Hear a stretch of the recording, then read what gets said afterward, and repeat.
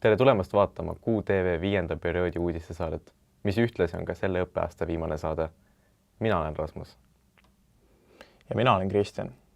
Tänases saates vaatame üle kõik üritused ja sündmused, mis meil sellel perioodil toimunud on. Viskame pilgu peale Otepääl tähistatud lipupäevale.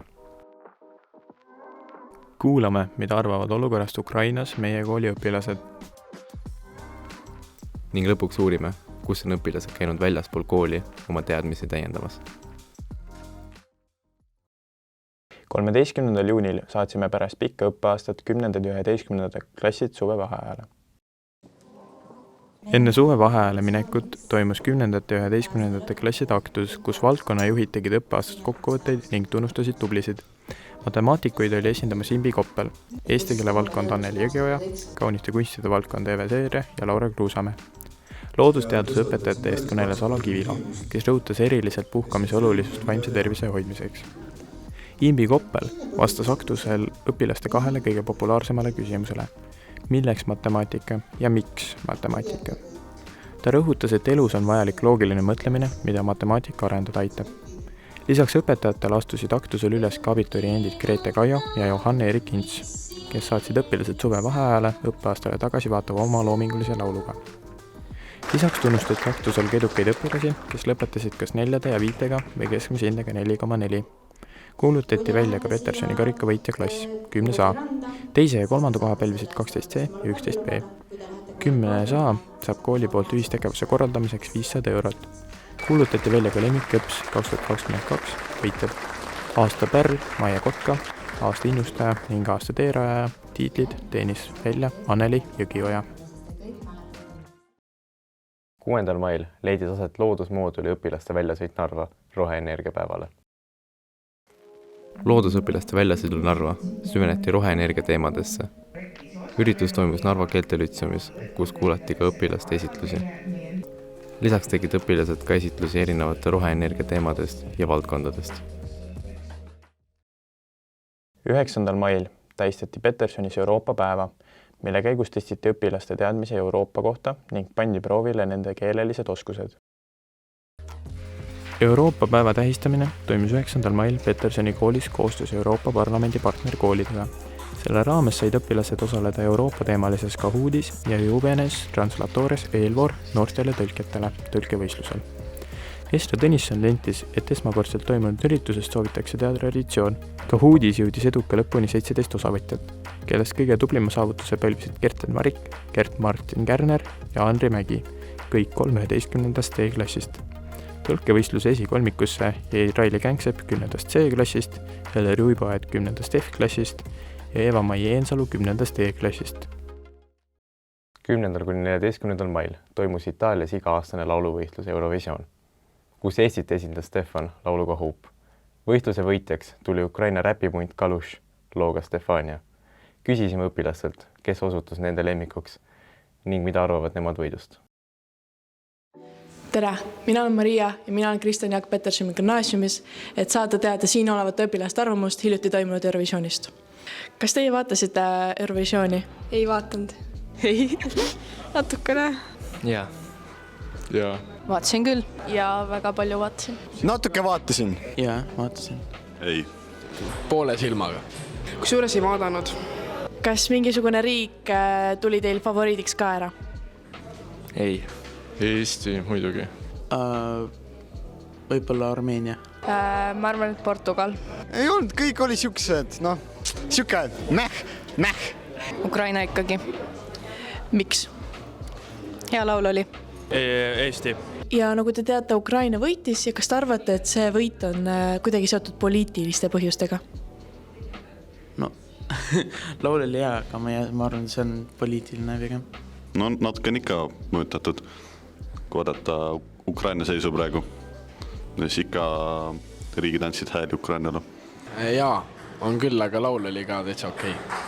Karta on, sest see lugu ei olnud kõige parem, aga mul on ikka hea meel, et nad võitsid. Võis olla, aga see ei häiri mind, sest et praegu Ukraina põhimõtteliselt võitleb ju terve Euroopa eest. Muidugi on. jah, ma arvan ka, et see on pigem nagu toetuseks neile, mingil määral see mängis mingit rolli. Ei, sellepärast, et kui näiteks riigid hääletasid, siis väga paljud ei andnud näiteks Ukrainale punkte, et nagu põhiliselt olid need rahvahääled, ehk siis see oli põhiliselt ikkagi nagu laulu pärast.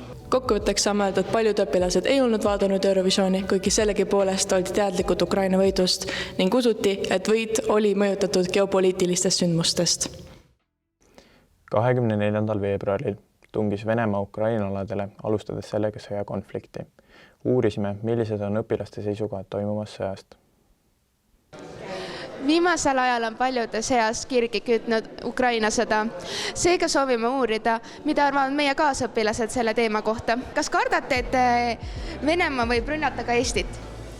No mina isiklikult arvan, et Venemaa ei hakka Eestit ründama, sest et no me ei ole tema huviorbiidis, pluss me oleme NATOs ka, nii et...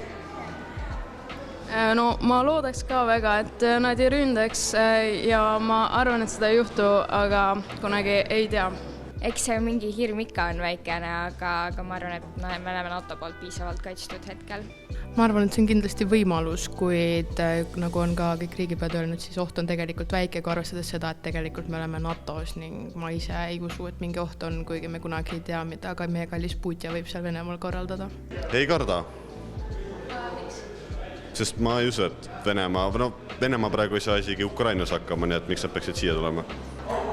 Kindlasti, see on üks variant ja kui ta tahab Eestit, siis eks ta ikka ründab meid. Ja ma arvan ka, et ta võib rünnata kahjuks. Ei miks ta peaks? Kui Eestisse peaks jõudma sõda, siis kas jääksite Eestit kaitsma? Kui mul oleks vastav väljaõpe, siis ma ilmselt kuidagi panustaksin sellesse, aga hetkel ei.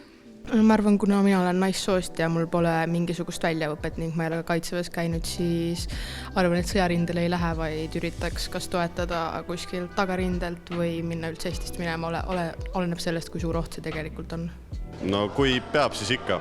No ma arvan, et mina ei jääks Eestit kaitsma, sest et mul ei ole mingit kogemust sõjalise väljaõppega ja ma olen suhteliselt nõrk ka, nii et ma arvan, et targem oleks taanduda ja minna näiteks Soomesse või midagi. Ma arvan, et see sõltuks rohkem minu vanematest, nagu ma ise, tahaksin, aga ma arvan, et seda ka ei juhtu, et pigem läheks prooviks pääseda ja leida. Kas tuleks lõpetada 9. mai tähistamine?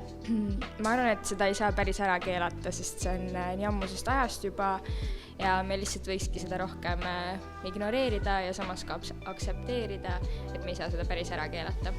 No ma ütlen ausalt, mul nagu väga vahet ei ole, aga kui tahetakse see ära jätta, siis miks mitte? No ma arvan, kuna me ikkagi elame Eesti Vabariigis ning meil on Eesti Vabariik ja demokraatia siin, siis kindlasti mitte. Seega, kui inimesed tunnevad, et nad vajavad tähistamist sihukese püha ajal, siis ma arvan, et Eesti Vabariik pole neil õige riik, kuhu nad peaksid elama jääma ning tuleks austada kõiki Eesti saavutusi, mis me oleme saavutanud ning me oleme enda riigi vabaks võitlenud, seega ma arvan, et kindlasti mitte. Ma arvan, et ei tuleks, aga äkki oleks targem seda kuidagi väiksemas mahus nagu tähistada, et ei oleks sellel kuidagi nii suur kaja erinevatele inimestele. Ma arvan sama. Küsitluse käigus selgus, et vastused jagunevad 2 leeri. Mõned leidsid, et Venemaa ei ründa Eestit, kuna meid kaitseb NATO, teised sellest nii kindlad ei olnud. Samuti leidsid paljud õpilased, et kui Eestisse peaks jõudma sõda, siis nemad läheksid ära või kui jääksid siia, siis oleksid tagarindel. Lisaks leiti, et 9. maid ei tohiks suurelt tähistada. 4. juunil tähistasime Otepääl lipupäeva, mille raames toimus hommikune rongkäik, kogunemine lipuväljakul ning jumalateenistus koos kooliõpilaste kontserdiga. Traditsiooniliselt toimusid ka see aasta Eesti lipupäeva raames rongkäik, jumalateenistus ja kontsert. Lipupäeva hommik hakkas 10 Otepää lipuväljakul, kus suunduti edasi Kirikumõisa lippu heiskama. Lisaks võtsid sõna Otepää vallavanem Jaanus Parkala, Tartu linnapea Urmas Klaas, Riigikogu aseesimees Martin Helme ja üliõpilasseltsi esindaja. Kell 11 toimus Otepää Maarja kirikus aga jumalateenistus ja kooliõpilaste kontsert. Kontsertil astusid üles Tartu gümnasistide esindajad sõnavõttude ja lauludega. Inimesed peavad enda kodudest lahkuma, et me hüvasti armastatutega ja päästa enda ja lähedast elu. Viimase perioodi jooksul jõudsid mõningad õpilased veel erinevate alade võistlustel ja konkursitel kõrgeid kohti saavutada. Meie oma Pipi ehk Pille Pihlik saavutas Tšehhis toimunud Euroopa meistrivõistlustel jõutõstmises oma kaalukategoorias 4. koha ning võitis lisaks üksikaladele pronksi kükkimises ja jõutõmbes. Ühtlasi püstitas Pille 3 uut Eesti noorte rekordit kükis, jõutõmbes ja kogusummas. 14. mail Jõhvis 15. korda toimus rahvusvaheline harrastusfilmide festival Laterna Magica. Mängufilmi kategoorias võitis esimese koha meie õpilaste lühifilm Kiri. Reklaamikategooria 2. koha pälvis meie kooli treiler, mis tutvustas uuenduslikku õppekeskkonda Tartu Kristjan Jaak Petersoni koolis. Dokumentaalfilmide kategoorias saavutas auväärse 2. koha meie dokumentaalfilm Puunõ. Kirstordiks QTV konkursi saavutustes oli Grand Prix pälvimine, mis saadi lühifilmi Hauk Steveni Psühhoos eest. Meie kooli 11. klassi õpiline Erik Anja saavutas maikuu 3. nädalavahetusel toimunud Eesti noorte juunioride meistrivõistluse ujumises suurepäraseid tulemusi. 400 meetri vabaujumise hõbemedal ja 1500 meetri vabaujumises pronks. Koos samuti meie koolis õppima Rasmus Poiseniga saadi 4x200 meetrit teatujumises 3. koht. Hooaja viimasel kodumaisel vabavõitlusel võitis meie Rene Lai kulla ja kui kõik sujub, võivad englase noored esindada suvel Eestit Abu Dhabis toimuvatel noorte maailma meistrivõistlustel. Oleme uhked enda kooli 12. klassi õpilase Madis Mihkels üle, kes võitis Eestis peetava UCI velotuuri Tour of Estonia Tallinn-Tartu etapil. 11. klassi õpilane Christopher Saarm tuli mai viimasel nädalavahetusel Eesti juuniorite meistriks bowlingus. Selline oligi meie 5. periood. Täname, et vaatasite. Ilusat suvevaheaega ning kohtume juba järgmisel õppeaastal.